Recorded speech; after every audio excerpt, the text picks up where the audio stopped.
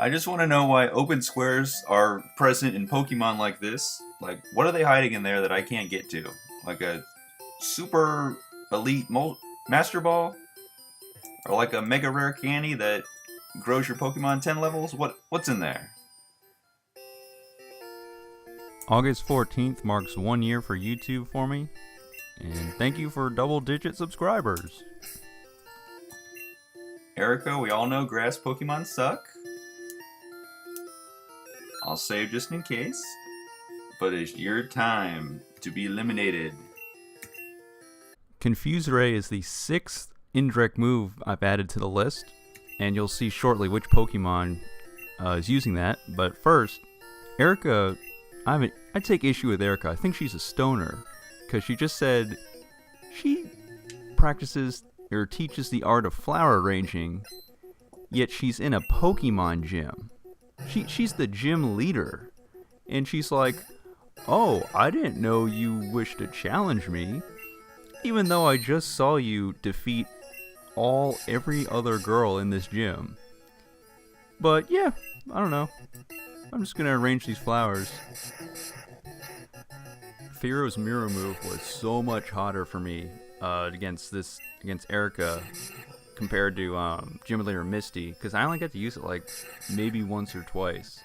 But here, instead of like against Starmie, who's like had a powerful Bubble Me move and mirror moving it right back to Starmie and having it not being very effective, Thero is just like mirror moving Constrict and then Bind, and it's just wipe and tangle it out. This is great.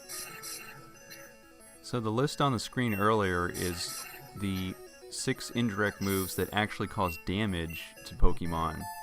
And the challenge here in this video is to use those 6 moves to defeat Gym Leader Erika, which this is only my first try and it's going pretty well so far. And here I'd like to introduce Vulpix to the team in this like weird unorthodox challenge. Now Vulpix has a pretty weak defense, and when I was leveling up Vulpix, because you get him at the Celadon Game Corner at the prize room next door for 1,000 coins, and comes in level 18. So what you got to do is you got to find a spot to level him up. So I went to the spot north of Rock Tunnel, which is west of Cerulean City, and because it's got that weak defense, the hottest thing I did, and I'm so glad I did this, is I taught it TM28 Dig. So it just made it so much easier to level them up, and I just, you gotta grind away. Like these wild Pokemon are barely giving you any experience points, but I mean, there was a ton of Magnemites out there, and that helped me along. And yeah, Vulpix will become a Ninetales very soon. I don't know why you wouldn't evolve Vulpix, because there's so much potential to be had in Ninetales. I'm so glad I have Flamethrower now, when I'm not battling gym leaders, just battling Team Rocket and everybody else. And I wonder if Vulpix or Ninetales will get Fire Blast. We'll have to see. But anyways, Celadon City is kind of like Las Vegas, and here's what I mean. There's just gambling constantly in the game court. There's all these people gambling, and Team Rocket overran the city, but fear not, a small child like my character took down Team Rocket, which is kind of ironic.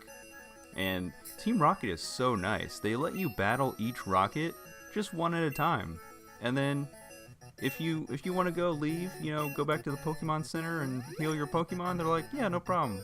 We'll just be right here in our same exact spots, not moving. And let's not forget about the hotels in Vegas, which are constantly just packed with people.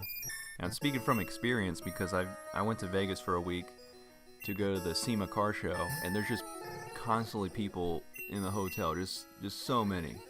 And in Celadon City here, there's like a hotel building like south of the game corner, and they're just like always full. That's what they always say. They're like, yeah, we're just always full. There's nothing we can do for you.